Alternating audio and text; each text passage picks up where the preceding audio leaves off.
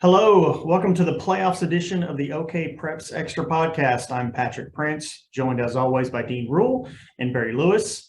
It's Monday, November 14th. First round is in the books. Guys, let's quickly kind of maybe look back at last week, and then we'll spin it forward and talk about this week.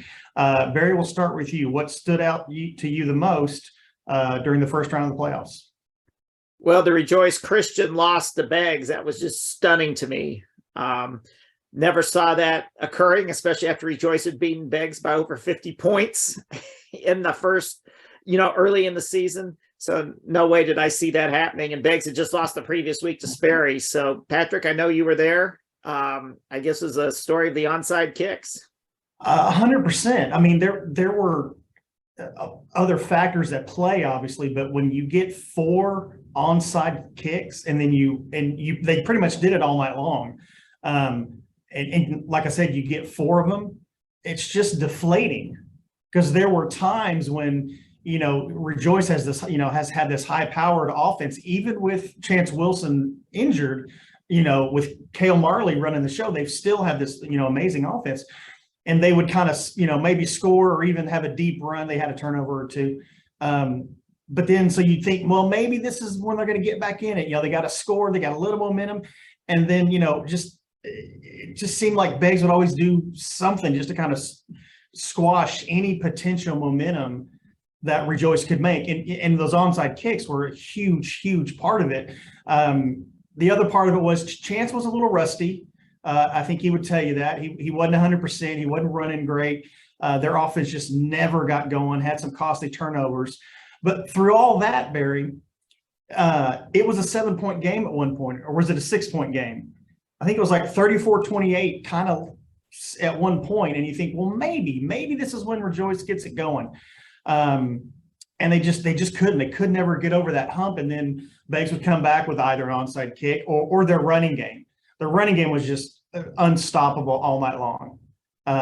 It just very impressive.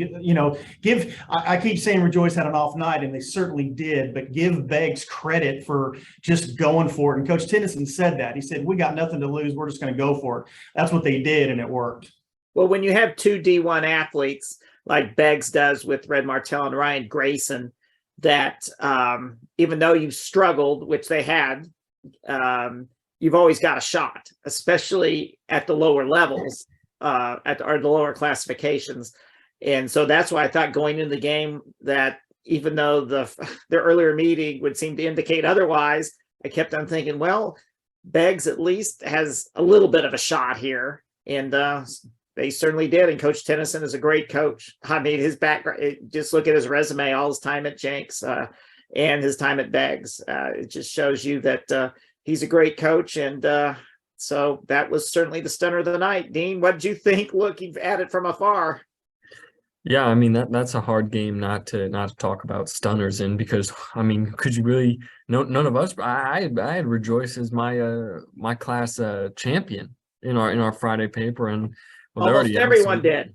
Yeah, my bracket's busted there. In terms of stunners, I also think Grove made me a believer. I thought Sapulpa would have played him close, but Grove, Emmanuel Crawford, the real deal. They played the Chieftains really close, and I didn't think that would be. Or they played them. They routed them in a game I thought was going to be very close, so to say. So those ones stick out, and I know Barry, you were there for McAllister Collinsville. That to me, another. I thought Collinsville in a rematch of last year's state championship game, I thought Collinsville might have pulled it off again, but McAllister did their thing.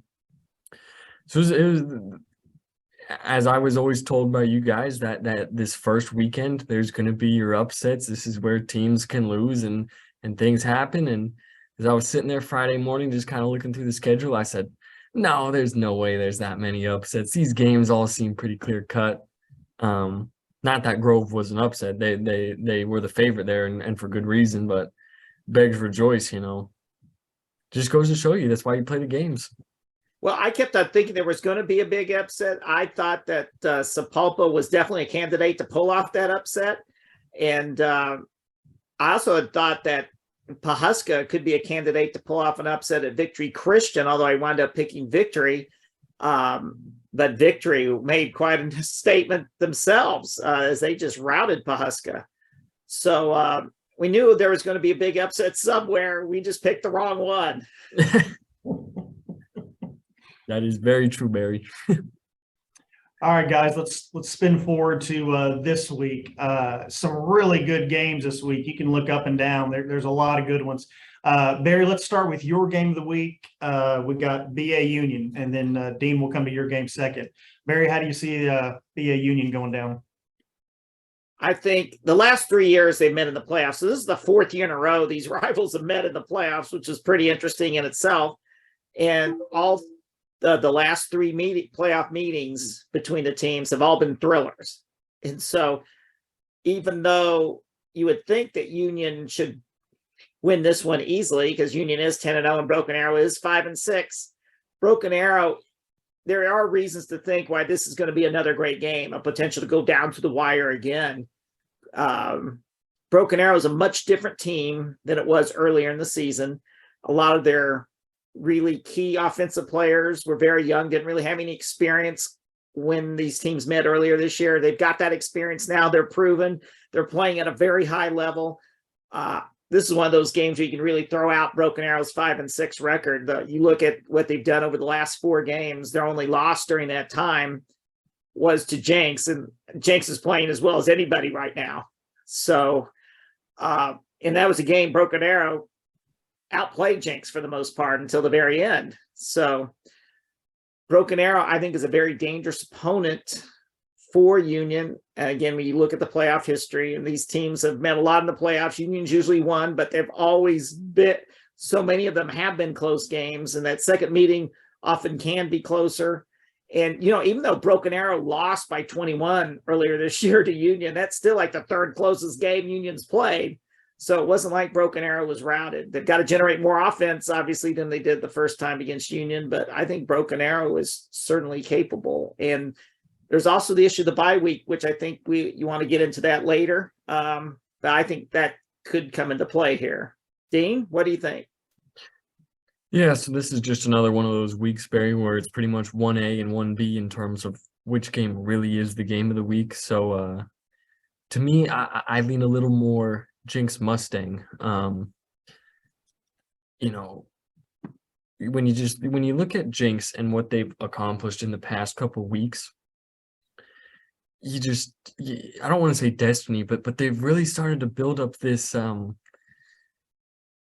there's this energy around that team. You know, you beat Bixby. You come out and you know they killed Edmond North 68-14 this past Friday. They've got all the intangibles. The team is getting healthy. It just feels like, once again, almost I don't want to put them in the same breath that I put Sepulpa in last week, because we all saw how that worked out. But Jenks just has that. They're getting healthy.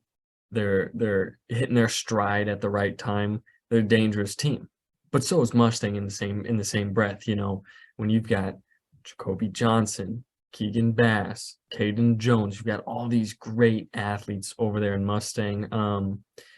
And you just got, this is just good team versus good team, just like your matchup, Barry. Good team versus good team. You can't go wrong with following either one of these games this Friday. I think it's very interesting that these two teams played in the semifinals last year, and it was a defensive slugfest where Jenks wound up winning 17-10. So I think there'll probably be more points scored this time. But again, this is a situation you never can tell. It's playoff time. And one thing about Mustang and Coach Lee Blankenship, they've come up with some big victories against East Side teams. So in the last few years. This is going to be very interesting. Just real quick, guys, on both games, BA Union and Jenks Mustang, who are you picking in each game? Barry? I'm going to go with the favorites, Union and Jenks. Dean? Now, this is what got me last week, Patrick. But I will say, you know what? I'll agree with Barry. I think you just got to go with the favorites right here. But any of these teams have a good chance. This is a coin flip through and through. Okay. So, Barry, what about this bye week? This is the first year for a new rule that district champs in 6A have the first playoff week off. You find that very interesting, right? I find it very interesting in how it's going to play out this week. I think for a team like Broken Arrow, especially a team that's doesn't, a lot of the key players don't have all that much experience. I think that's very helpful for a team like Broken Arrow, especially if you can come through your playoff game unscathed with it, not getting any injuries or any key injuries. I think that gives you momentum going into this week, as opposed to like if Broken Arrow was playing Union without going right from the regular season to the playoffs. I think that's going to be helpful for Broken Arrow to have played that playoff game last week and face a Union team which has had that week off. That could go either way for Union. That could really either be a help for them, getting rested up and maybe getting some players healthier, or sometimes you lose that momentum. And Union obviously was playing very well when the season ended, because you never can tell in these situations, no matter what level it is, high school, college, pros, when you're really rolling and then you have that bye week, sometimes when you come back from the bye week, you're still really good, but sometimes you're flat, or sometimes it takes you a while to get going. So I think in this case, it could help Broken Arrow, but it's just going to be interesting to see how it plays out. Jenks and Mustangs sort of similar. Jenks plays last week and they keep the momentum going. They keep rolling, where Mustangs had a week to sit around and, don't know how that's going to play out. Yeah.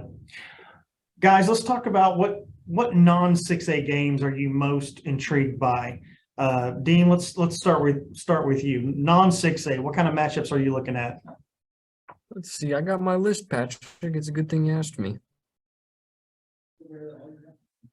Pull that up real quick. I mean, there's a couple. I think when you get down into, you said, oh, let's not talk 5A, let's talk 6A. Or let's not talk 6A, let's talk everything below. But there's some 5A games in there. I'm going to cheat a little bit. I'm not going to talk any side game. I'm going to start with a West Side game. Carl Albert, Del City. I think that's going to be a great game. Barry, I don't know what you think of that, but that's one I'm really looking forward to. In terms of just sticking with our side of the state, I'm interested to see what you said no 6A, so I'm not going to say Booker T, although that game does very much intrigue me. If my computer would load, I could be able to tell you everything. How would you flip over to Barry? Come back to me. Yeah, we're kind of losing the connection a little bit.